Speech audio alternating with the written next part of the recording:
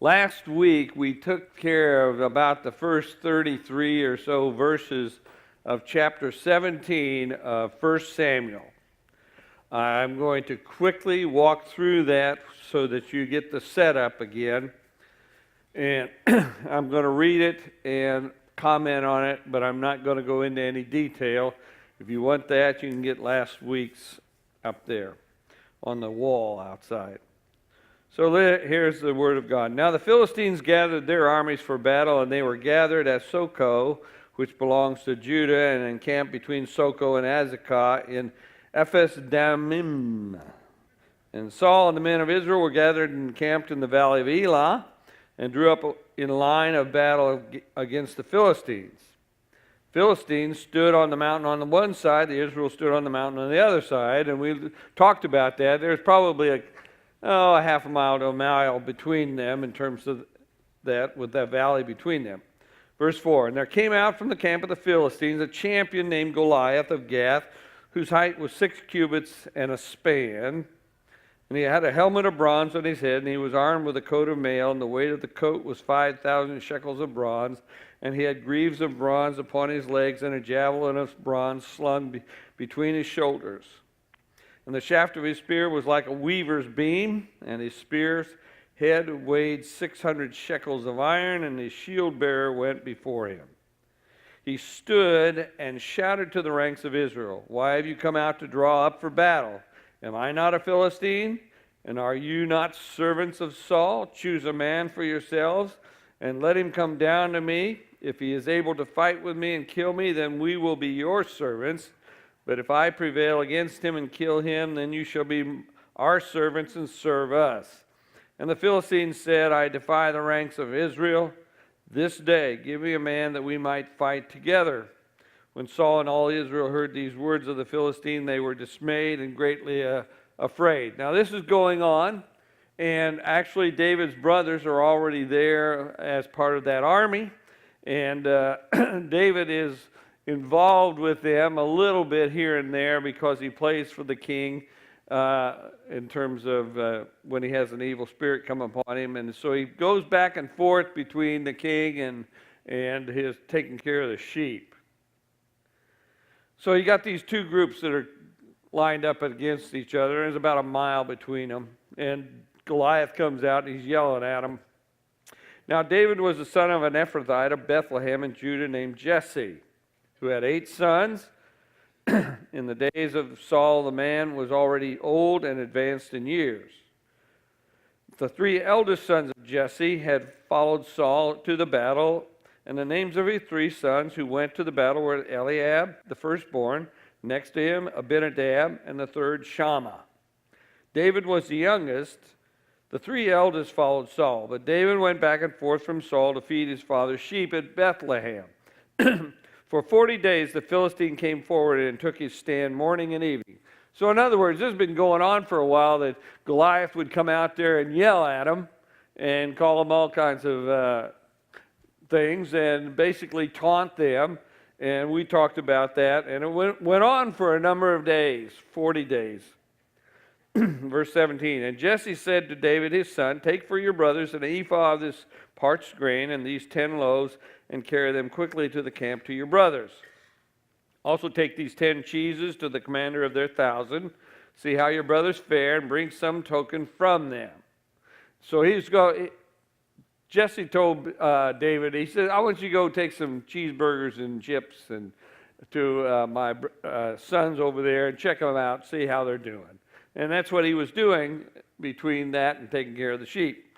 Now Saul and they and all the men of Israel were in the valley of Elah fighting with the Philistines. And David rose early in the morning and left the sheep with a keeper and took the provisions and went as Jesse had commanded him, and he came to the encampment as the host was going forth to the battle line, shouting the war cry. And Israel and the Philistines drew up for battle, army against army. And David left the things in charge of the keeper of the baggage and ran to the ranks and went and greeted his brothers. As he talked with them, behold, the champion, the Philistine of Gath, Goliath by name, came up out of the ranks of the Philistines and spoke the same words as before. And David heard him. So he goes and they're drawing up for battle lines again, as they probably did every day. And, and so he goes running up there. He's the youngest of Jesse's boys, and he probably just wants to check the thing out, see what's going on. And Goliath comes out, and he starts yelling at him and taunting him again as he has in the past. Verse 24, all the men of Israel, when they saw the man, fled from him and were much afraid. The men of Israel said, have you seen this man who has come up? Surely he has come up to defy Israel. And the man who kills him, the king will enrich with great riches and will give him his daughter and make his father's house free in Israel. In other words, whoever kills this guy is going to get a handsome lottery. Probably not 1.5 billion like we got going on right now, but he's going to get that. But the second thing is he's going to get his daughter. That may be a mixed bag too. We don't know for sure yet. We haven't got to that part of the story, and neither has David. Third thing is no taxes. Yay. And so he hears all these things. And David said to the men who stood by him, what shall be done for the man who kills the Philistine and takes away the reproach from Israel?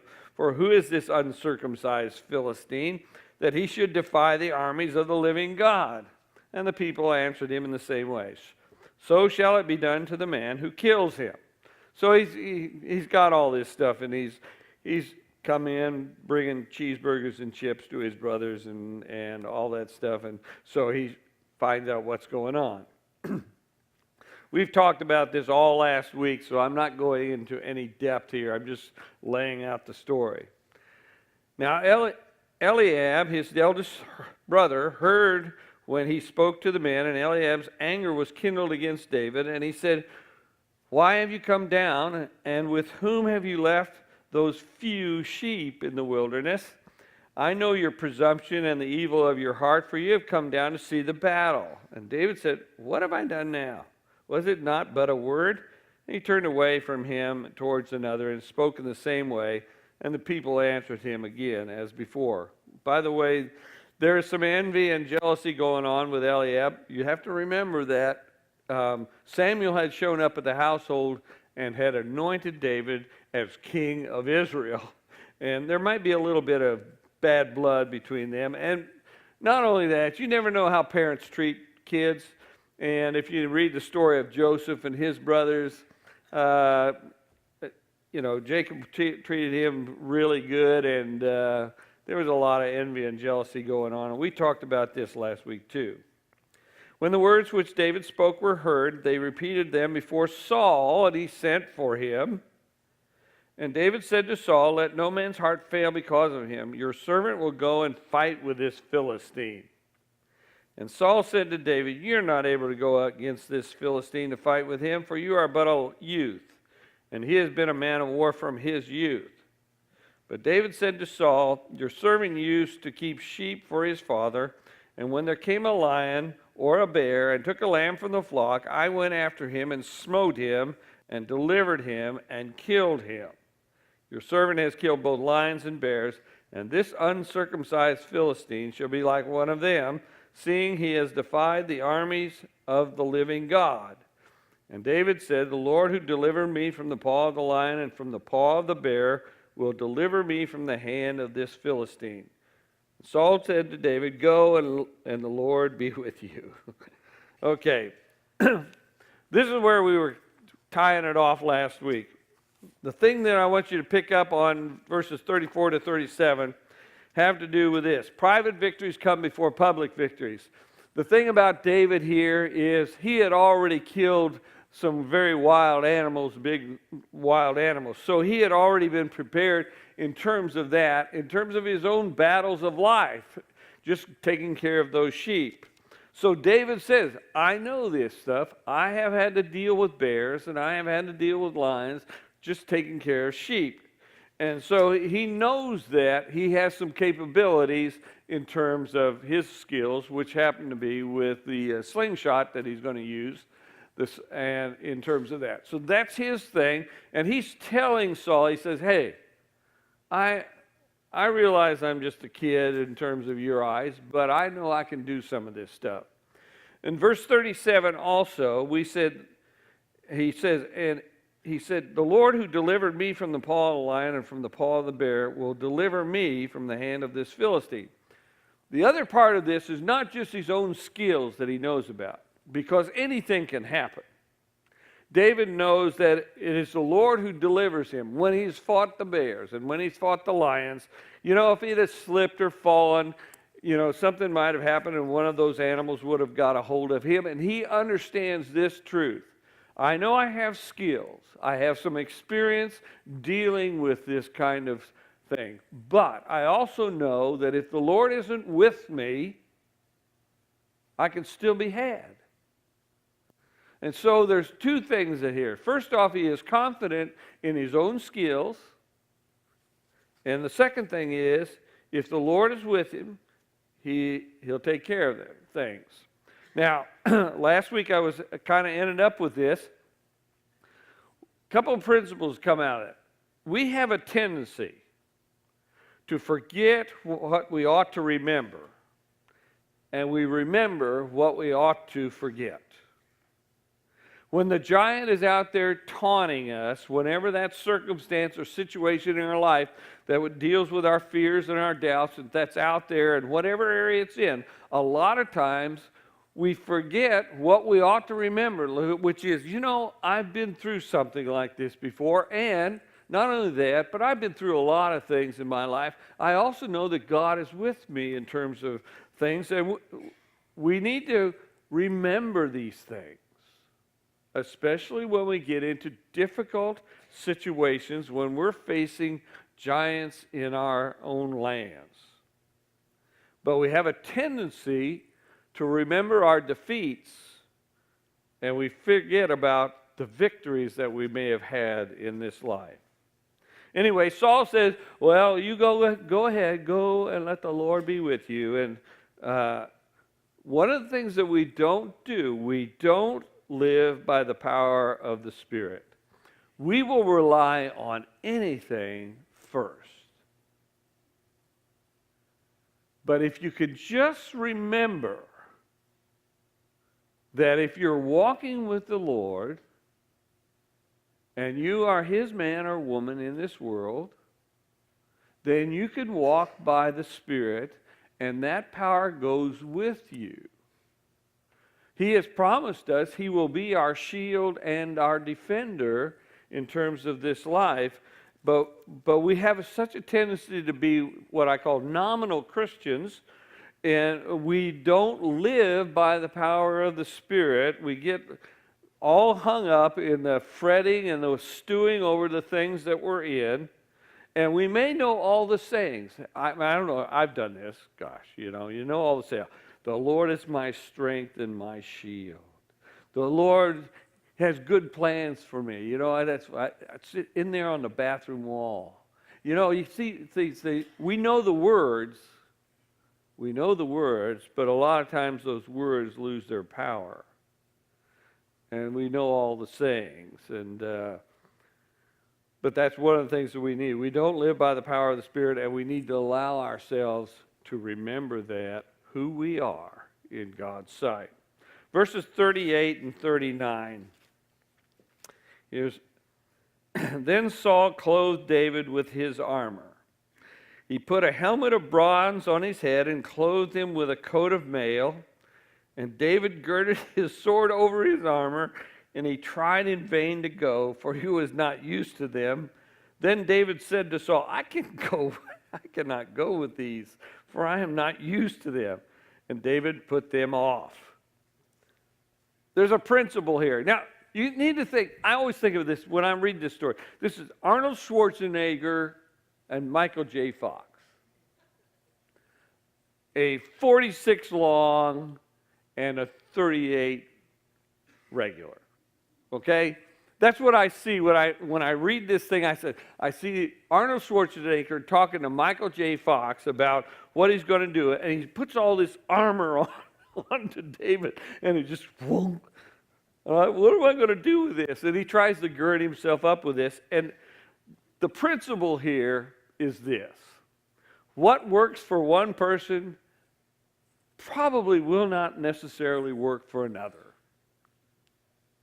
And we have such a tendency to play, you should be like me with people.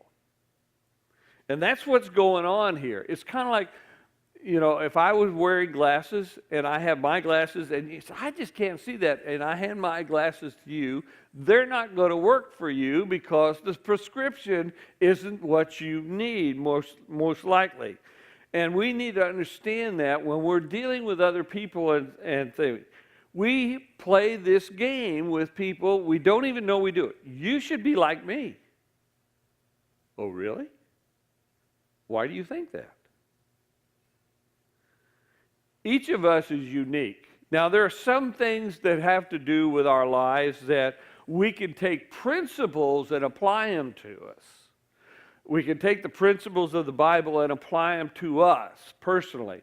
But the fact of the matter, everybody here is unique in terms of how we have our lives and what makes us tick and everything that goes in. And we do battle differently in terms of how we go through this life. Now, the thing that we need to do is declare the truth the way you were built to do it. We have such a way to rush into things. Another thing about this, everybody needs to know this truth. Every one of us is filled with our own rightness. And what I mean by that is we know the way things should be. Now, I realize that you may have some ideas about that, but I know the way things should be. You get it? Now, we don't come right out and say that, but that's exactly what we think. We do that, and we need to understand something about that. And that is, the way you see the world is not the way the world is. The way you see the world is the way you are. And it's the lens by which you look at things. And so, but we're filled with our own rightness of how things should work in this life and how people should be in this life. And we play that game. You should be like me. And what you're seeing here with Saul is he's putting this armor on this young guy, and he's small, and it just doesn't work for him. He needs something else. The principle here is seek first to understand. Seek first to understand. Whether you're talking about a person or a life situation or a circumstance, seek first to understand. Then to be understood. Seek first to understand. You need to walk in their shoes. And it really, when you're dealing with people, and I talk to people a lot. And people come to me in terms of counseling and advice and things like that. But the truth of the matter is, if I don't first hit it myself and say, I don't know about their life, and I need to understand a few things first before I can really give any kind of meaningful advice, because if I'm just telling them how I would deal with it, well, it's kind of like Saul. I mean, I'll give you my armor, but it ain't going to work for you. And when we're talking to people, we need to understand. Now, I did this study on the issues of life, and one of the things that I learned from the issues of life myself, you may have figured out which world you lived in, but once I figured out what your issue is, if I'm counseling with people and I know that your world 2, which is you're into conflict and vindication, then I know how to address you from that world. But if you're world 3 and you're dealing with meaning of life and emptiness, then I know how to talk to you that way, because that's how you are. Seek first to understand, then to be understood. All the well-meaning advice isn't worth a hill of beans if we aren't addressing the real problem and the person where they live.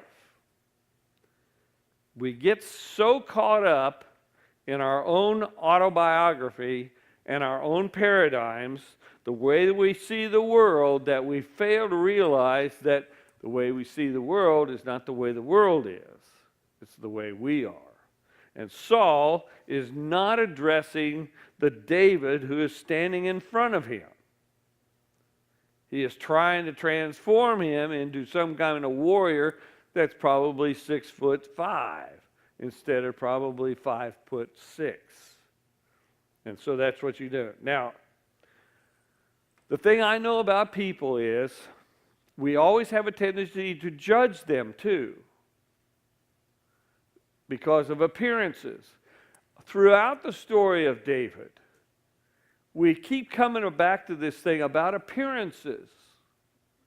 You know, when Samuel showed up at Jesse's house to pick out who's going to be king because God had told him he's in this family, he first goes through all those other boys that are in that family, and based upon appearance, he probably would have picked the guy that was being jealous, Eliab, because he was the eldest and probably very good looking and everything else, but it wasn't him.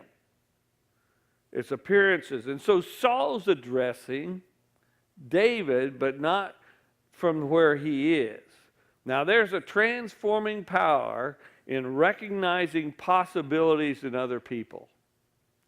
Now I have learned this sometimes the hard way. I work with people all the time. And part of what my job is I'm always building leadership. I'm always training people, and some of you know how I do this. And I'm always training people in terms of their lives and in terms of their discipleship and all that goes with that. And I'm doing it all the time. Occasionally, I miss a call. And I basically say, I don't think that guy's going to ever amount to anything in terms of his abilities or his faith or his discipleship or anything. And, you know, I have come to learn over the years that I should always question myself when I say that. Because I've had some people that I thought weren't worth a hill of beans. I mean, really, just they're okay, but, you know, God, they're not going to do anything. And they turn out to be champions. And it always kind of hits me up the side of the head when that happens. I says, well, I didn't really expect him to turn out that way. And one of the things that I've learned is a transforming power in recognizing that there is possibilities in people, and I may not even see it, but not to write people off. Because when you do that, when you write people off, then you can't use them if God puts them in front of you because you don't think much of them. So the best thing is not to judge people because you're always judging through your lens, and let them unfold the way they can in terms of this stuff. And that's exactly what we're dealing with here in terms of David and Saul. Saul thinks he ought to be a big husky guy to fight this guy, but David put off all that stuff. Then he took, verse 40, then he took his staff in his hand and chose 5 smooth stones from the brook, put them in his shepherd's bag or wallet. His sling was in his hand, and he drew near to the Philistine. Now, once again, I'm kind of back up this. In terms of who you are, sometimes rather than judging other people as being unfit or not got much to them or things, one of the things that we will do is we will judge ourselves. And you got to kind of discover a couple of things. God uses you in your own uniqueness. That's a principle you need to understand very much so. God uses you in your own uniqueness. Doesn't mean you can't get better at things or anything like that, but he will use you in your own uniqueness. Now, I've been preaching for a lot of years, but when I first started preaching, I was not very good at it, but one of the things I tried to do was to imitate good preachers. So I would hear these guys, and I would listen to them, and how they would deliver a message and all that went with it, and I really worked at it. in terms of, okay, what do I need to do to be good at this? And so I worked at it for a long time, and I would kind of imitate some of the guys that I've picked out that, hey, these guys know how to do this stuff. I mean, they hold my attention, and they've got something too. So I did a couple of things. First off, I said, first I have to have a message. If you don't have a message, you're just feeding them straw. I mean, really. And so you need to have a message every week or whenever you have to preach. That's the first thing. The second thing is you've got to learn how to give it to them in such a way that you will hold their attention. I remember sitting in the balcony of Westminster Presbyterian Church right here in Decatur, and I was in high school, and I said, oh, for God's sakes, Lord, please, if I ever do anything like this, do not let me bore people to tears.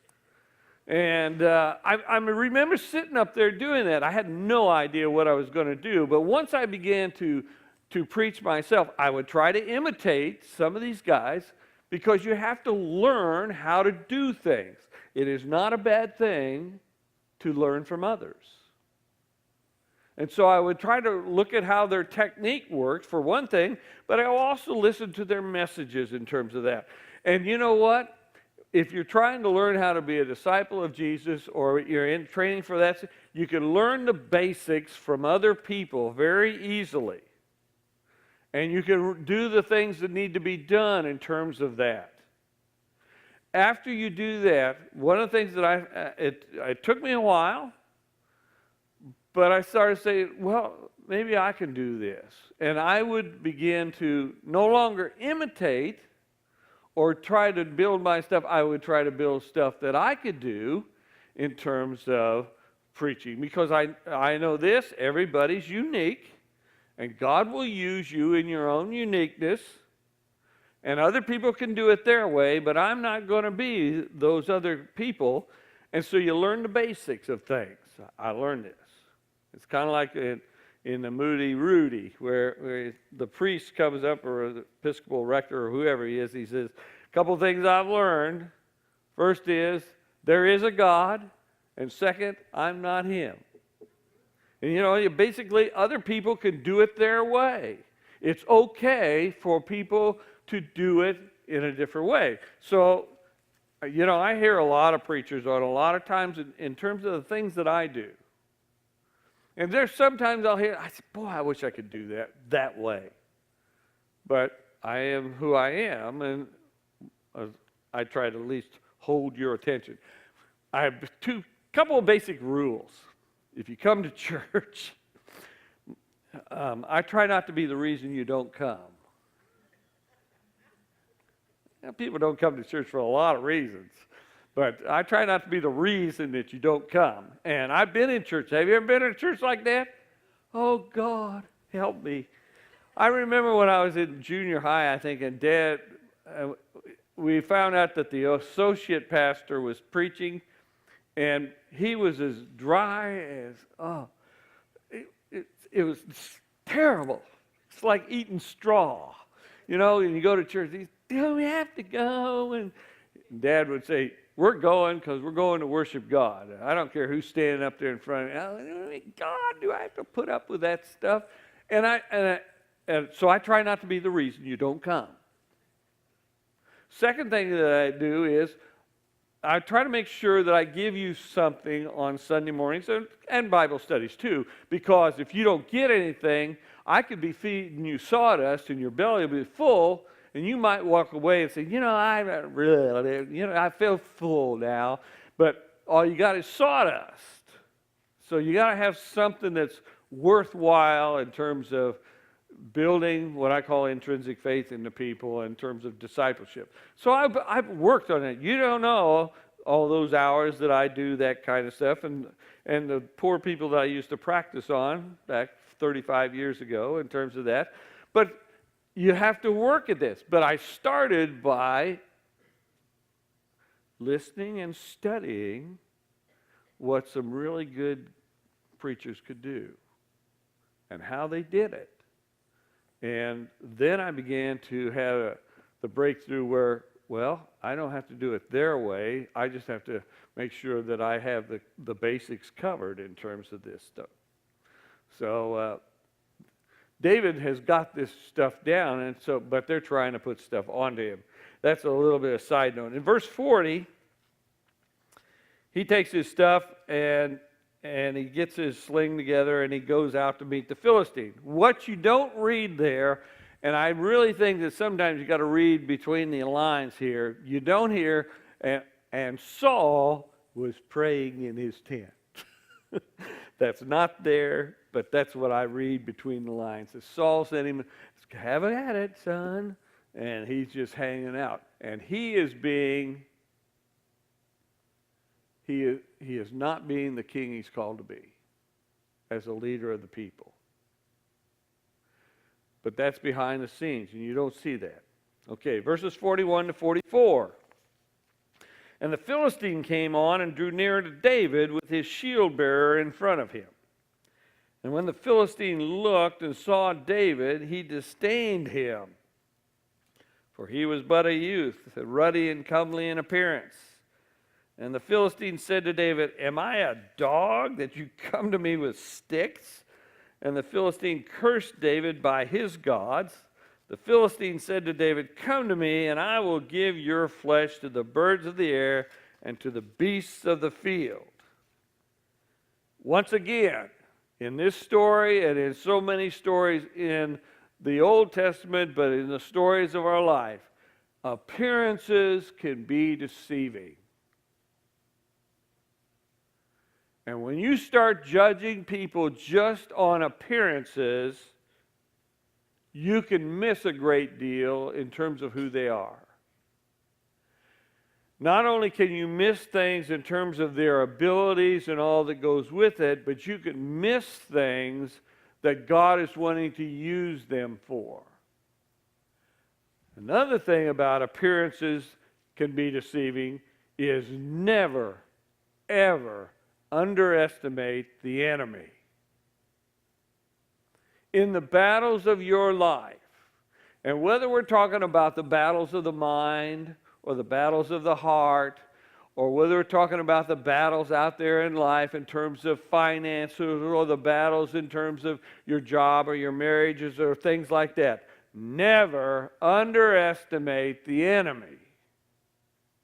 Because you may think you've got it licked, but appearances can be deceiving. And another thing about this is it shows you how God really works and how He operates. He chooses things and people who appear to be foolish from where we stand as people to confound the wisdom of this world.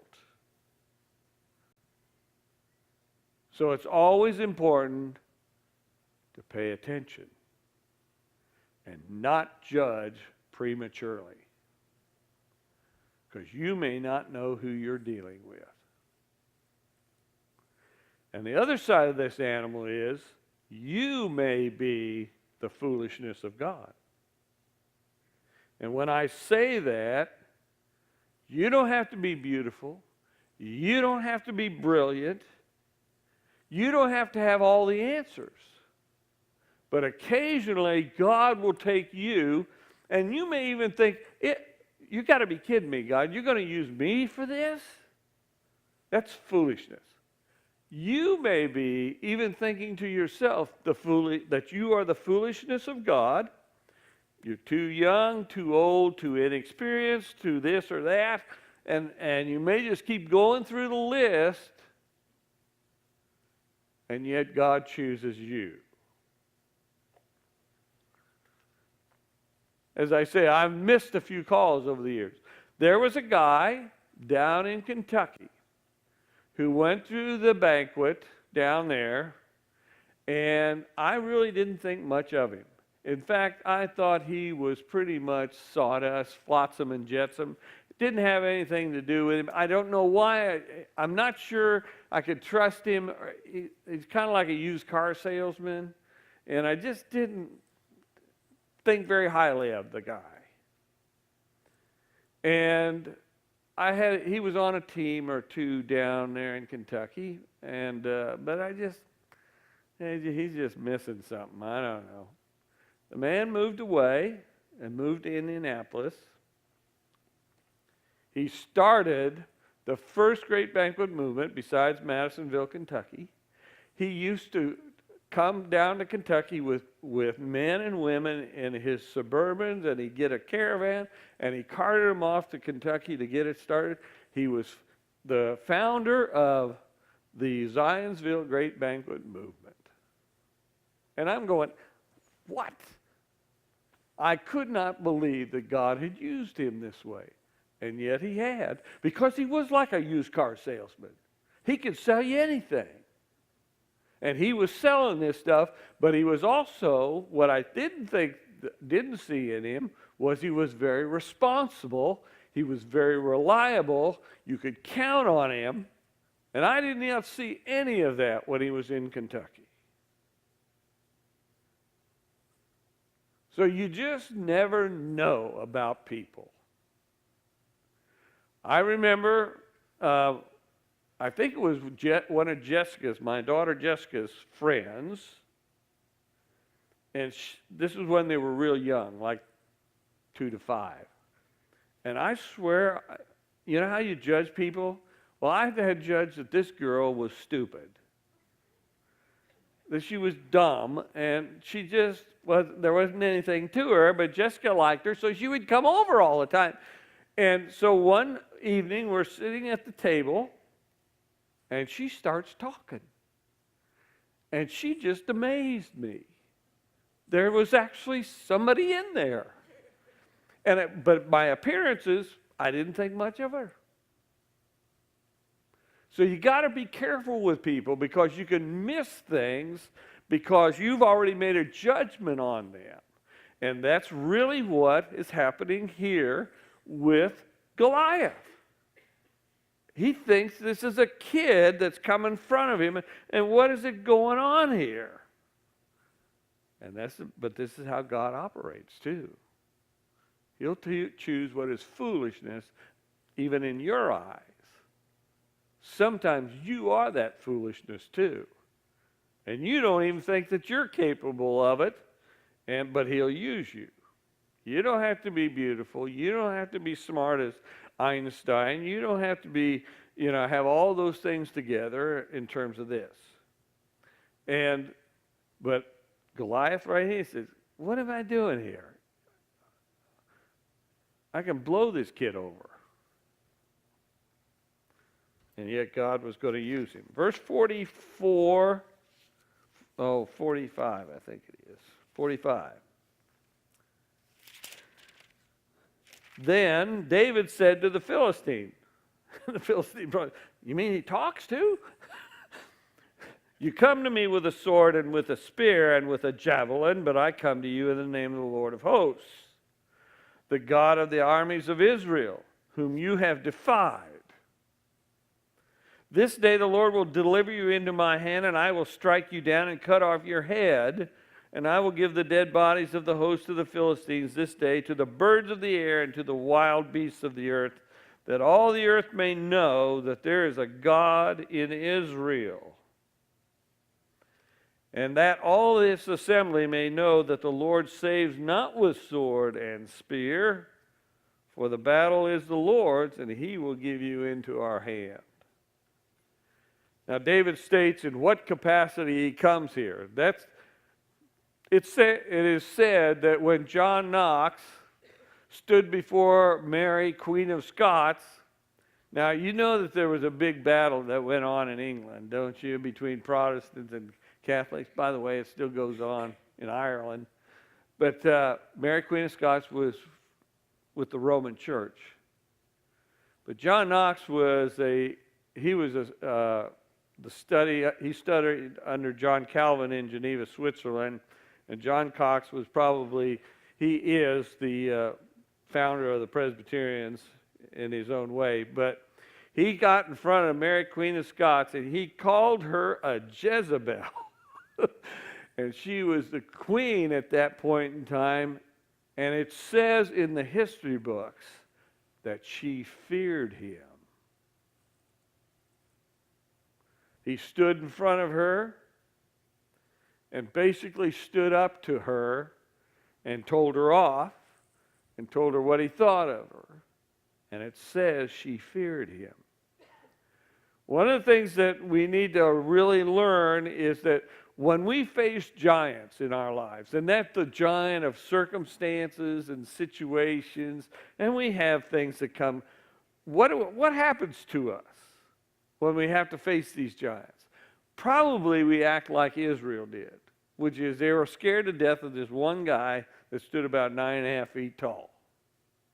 But what we do is we get tongue-tied, we get confused, we start to allow our fears and our doubts to yell at us and taunt us, and we forget to pray. Now, if you have a giant in front of you, you need to be unintimidated by that giant. It's kind of like, what does David do? He stands up to this guy and he tells him, what does he say? You come to me with a sword and spear. These are the things of the world. But I come to you in the name of the Lord of hosts, the God of the armies of Israel, whom you have defied. The God that you are taunting. He says, that's where I stand. You have your things of this world, the sword and the spear and the javelin. I have the power of God behind me. And he says that. He says, this day the Lord will deliver you into my hand. Now, what do you think that Goliath is still thinking? He's probably saying, this kid's a smartass. Right? And I'm going to make him a dumbass.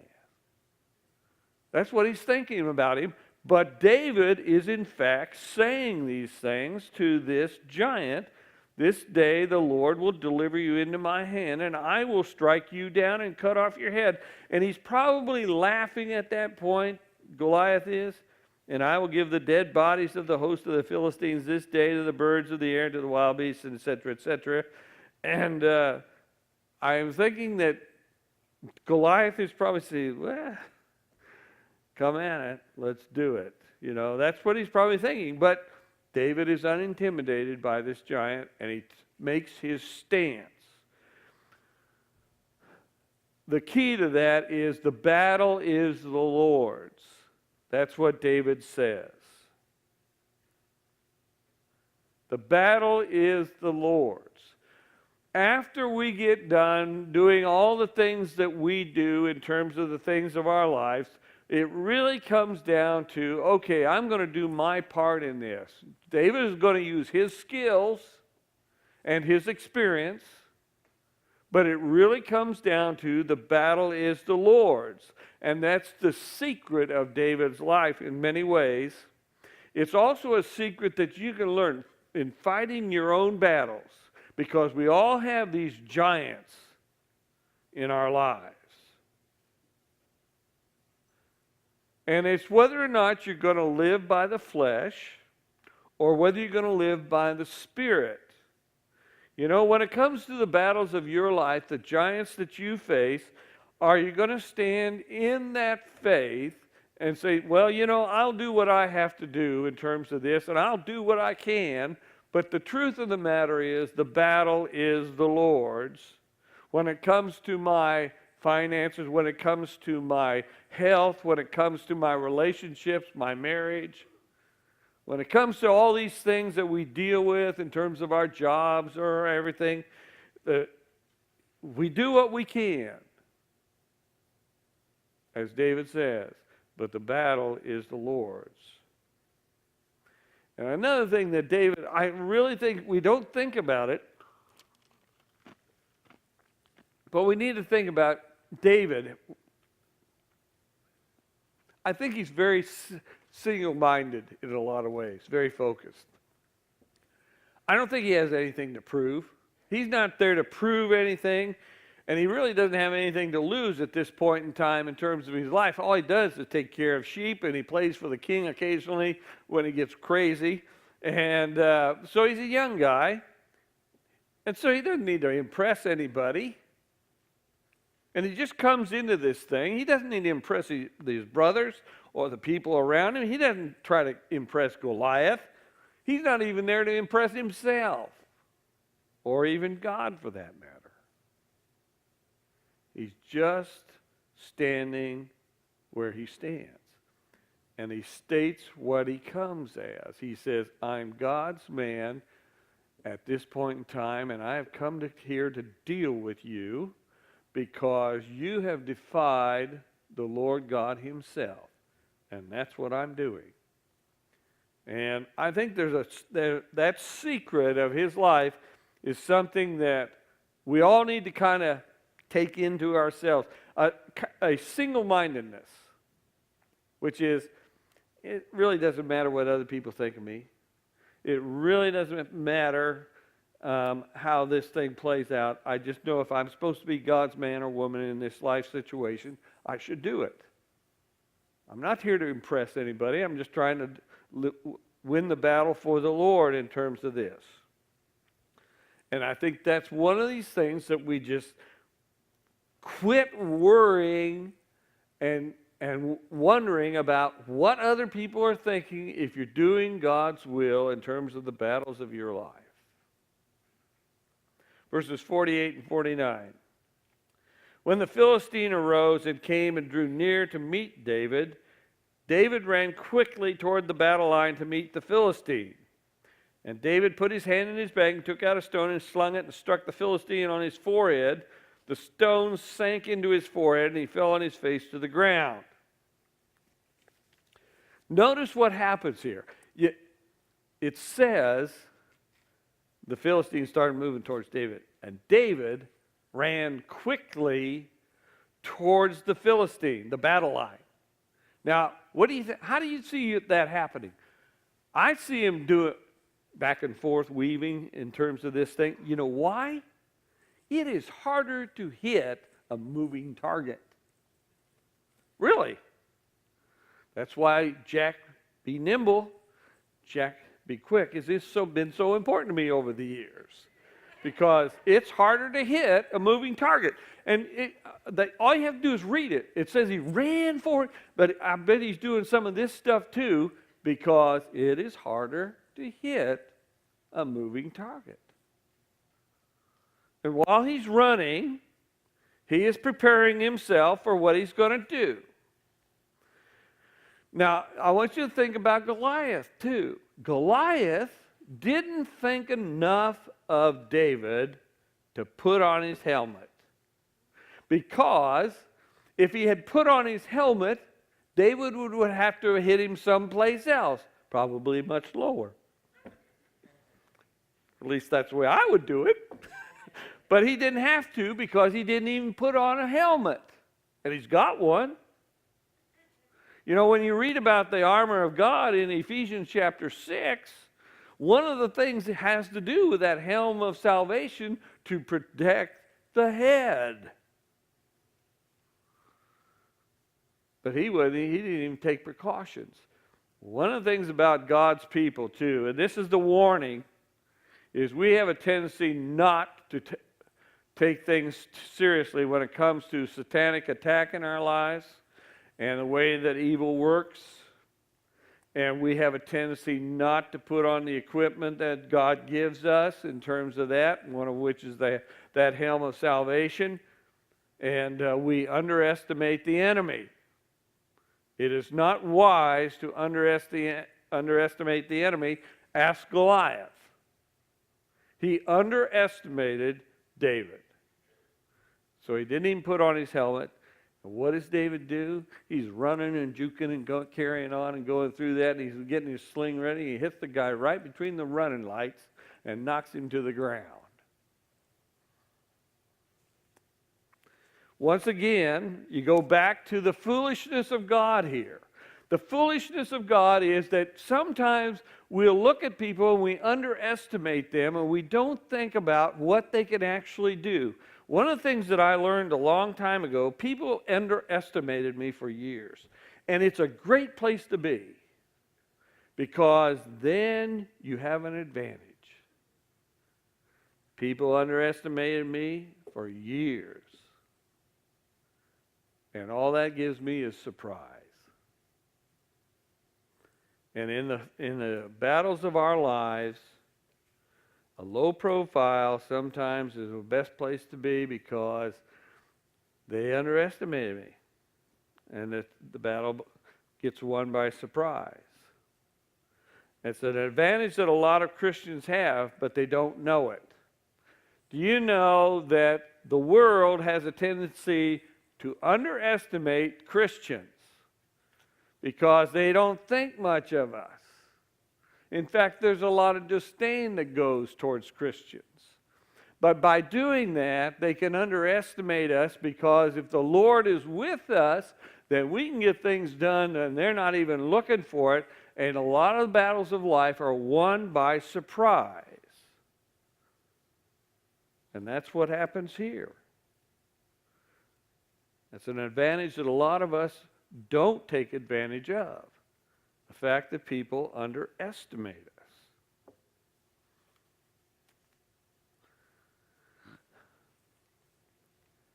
In the Bible, the foolishness of God, I just love it, because Jeremiah was just a kid. And he said, I'm just a kid. How am I going to do this? And God tells him, I'm going with you. Moses, at the age of 80, God calls him to lead the people of Israel. He says, God, I'm an old man.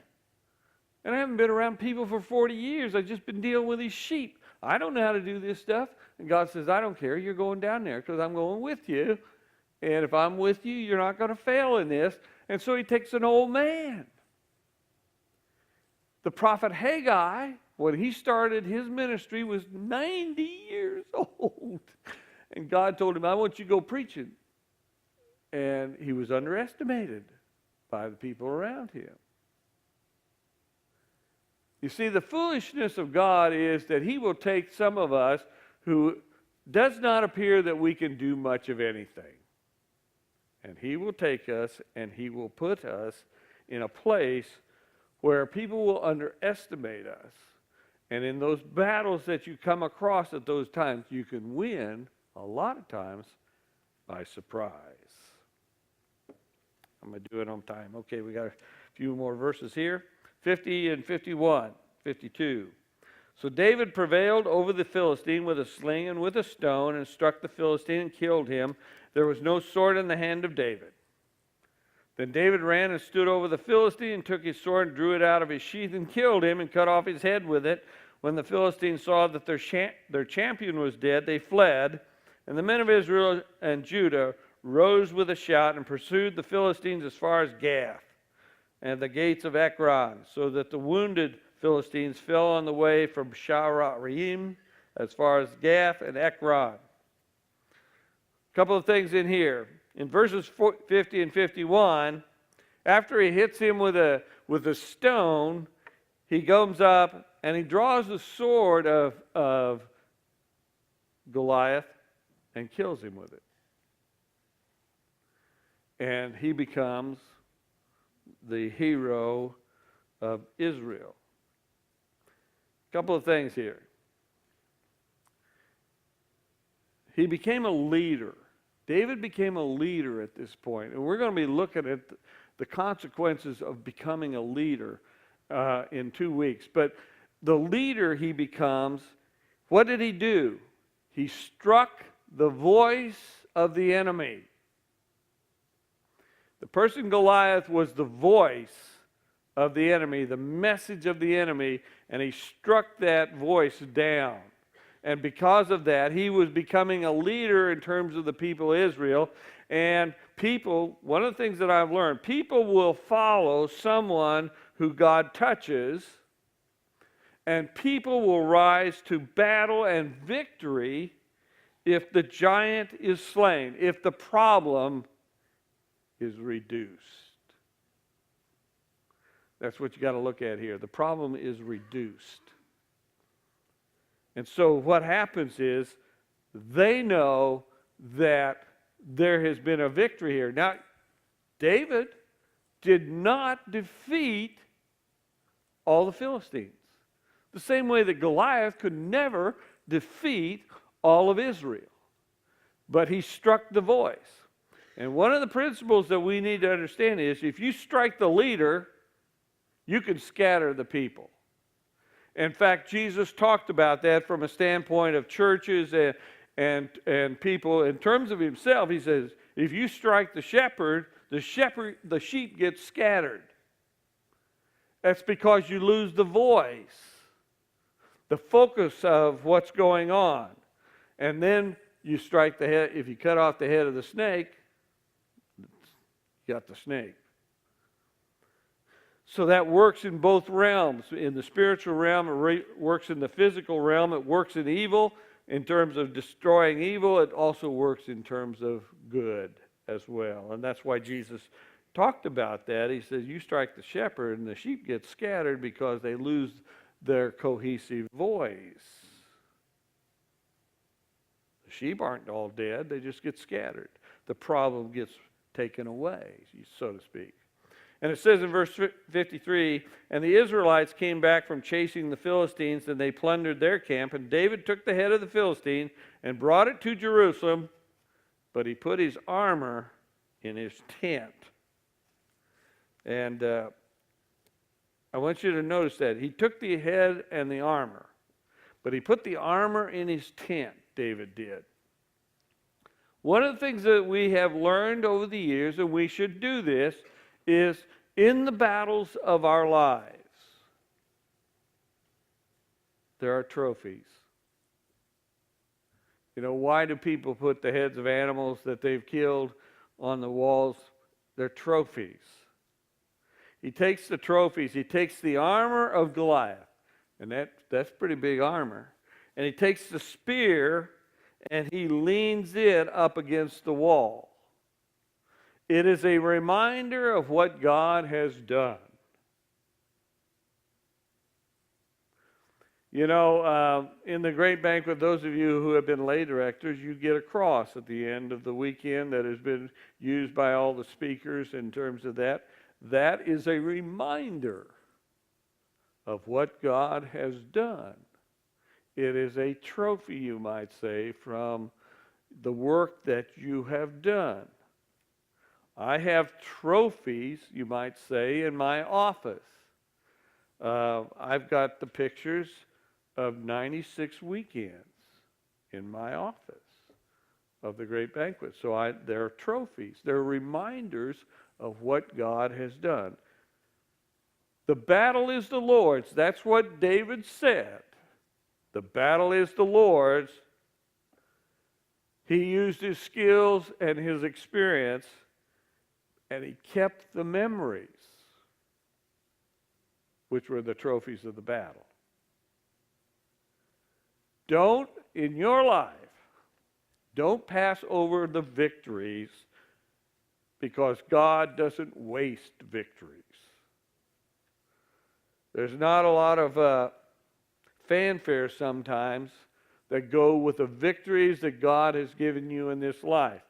But don't forget them, because it is important. Facing giants. We will stop here. I think we're going to run out of time anyway. We're going to stop here. We'll pick up here, and we'll look at the consequences of victory that go with this as we face giants, and we'll tie off the facing giants in 2 weeks.